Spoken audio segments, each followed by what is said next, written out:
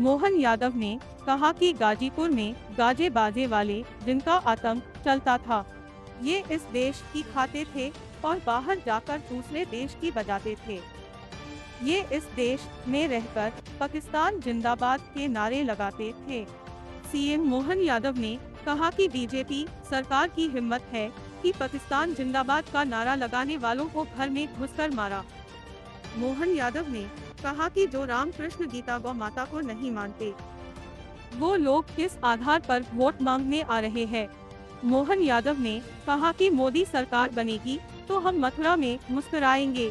उन्होंने कहा कि देश में तथाकथित 25 परिवार है जिन्हें सारे पद चाहिए। मोहन यादव ने कहा कि गुंडागर्दी करने वाले, बम फोड़ने वाले, गोली चलाने वाले ठिकाने लग गए। मोहन यादव ने कहा कि गाजीपुर में कुछ यदुवंशियों की हत्याएं हुई तो बड़ी पार्टी वाले वहां नहीं गए, लेकिन जिन्होंने हत्याएं की उनकी कब्र पर फूल चढ़ाने जरूर गए। ताली बजा करके आप अभिनंदन करें। समाज गाजीपुर की तरफ से गला दे करके जोरदार ताली बजा करके आप स्वागत करें। और यह कदम हम जहां एक तरफ इस धरती ने सारी दुनिया को अध्यात्म का संदेश दिया, तो जब जब पर इस शहीदों के धरती पर हम सबके नेता, राष्ट्र के नायक और मध्य प्रदेश के यशस्वी मुख्यमंत्री डॉक्टर मोहन यादव जी, आपका बहुत बहुत अभिनंदन। बहुत मुख्य अतिथि का पुष्प इंटरव्यू ले रही आज तक, और वो इंटरव्यू में क्या कह रही, बहुत अच्छी बात कह रही। उनके भाई साहब चुनाव लड़ रहे हैं, पहले अमेठी बर्बाद कर दी, अब रायबरेली की तरफ बढ़े, क्या रायबरेली से लड़ेंगे? बताओ आप, चुनाव कभी हार जीत होती रहती है, लेकिन हार से इतना डर कि ऐसे भागे। लोग कहते हैं कि वो तो केरल के आगे समुद्र आ गया था तो वायनाड से लड़े, नहीं तो अरब में जाके लड़ते, उनको तो जगह ही नहीं मिल रही, वो कहां तक भाग रहे। और वापस आने का मौका आया तो अमेठी में स्मृति ईरानी जी के साथ मैं भी मौजूद था। ये जो गाजीपुर और गाजीपुर के गाजे बाजे वाले जिनका आतंक चलता था, ऐसे देश भर में कभी टिफिन बम फूटते थे, कभी साइकिल बम फूटते थे, पूरा देश आतंकवादियों में था। और यहां से लेके वहां तक एक ही नारे लगाते थे, इस देश का कहते थे, और देश के बाहर जाकर के दूसरे की बजाते थे। इस देश में रहकर के पाकिस्तान जिंदाबाद करने वाले, मुझे इस बात की प्रसन्नता है, वो पाकिस्तान के जिंदाबाद करने वालों को उनके घर में घुस के मारने की हिम्मत किसी की रही है तो भारतीय जनता पार्टी की सरकार की रही है। आज किसी की हिम्मत नहीं है हमारे देश के अंदर, देशभक्तों के बीच में आप पाकिस्तान जिंदाबाद करो, डूब मरना चाहिए आपको कोई अधिकार नहीं। हमको तो इस बात का आनंद आता है, क्या ये मोर पंख जो भगवान ने जीवन भर अपने मस्तक पे धारण किया, उन्होंने वो डूबी हुई 5000 साल पुरानी भेंट द्वारका डुबकी लगा करके पानी में भगवान के प्रति आस्था दिखाई है। मोदी जी ने ये हमारे लिए गौरव की बात है। बोले गोपाल कृष्ण भगवान की, द्वारकाधीश की जय का आनंद के साथ।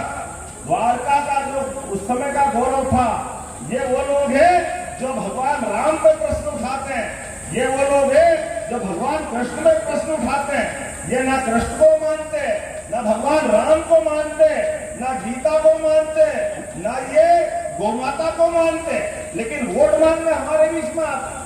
आप बताओ इनको कोई कैसे वोट देगा?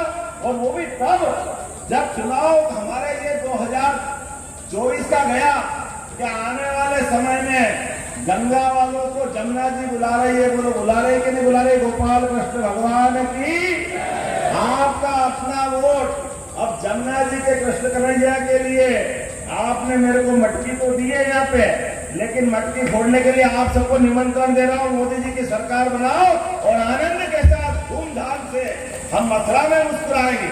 मुस्कुराना चाहिए कि नहीं मुस्कुराना चाहिए? मुस्कुरा के देना चाहिए कि नहीं देना चाहिए? अरे लोकतंत्र के अंदर गरीब आदमी देश का प्रधानमंत्री बने, गरीब आदमी देश का मुख्यमंत्री बने, ये मौका आना चाहिए कि नहीं आना चाहिए? जब दुनिया का सबसे युवा देश भारत और सबसे बड़ा लोकतंत्र भारत, ऐसे में हमारे लोकतंत्र का गौरव ही है। लेकिन ये तथाकथित लोग इस पूरे देश के अंदर 25 परिवार है, केवल 25, इनके परिवार में ही सारे पद बढ़ जाते हैं। ये 25 से 26वां नहीं आने देते, इनके परिवार में ही सारे पद चाहिए।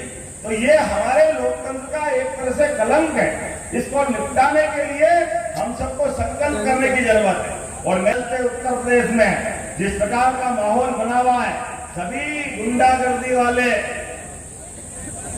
सभी प्रकार के बम फोड़ने वाले, दिन दहाड़े गोली चलाने वाले, आतंक के पर्याय ये ठिकाने लगे कि नहीं लगे हैं? कानून की सरकार स्थापित हुई कि नहीं हुई?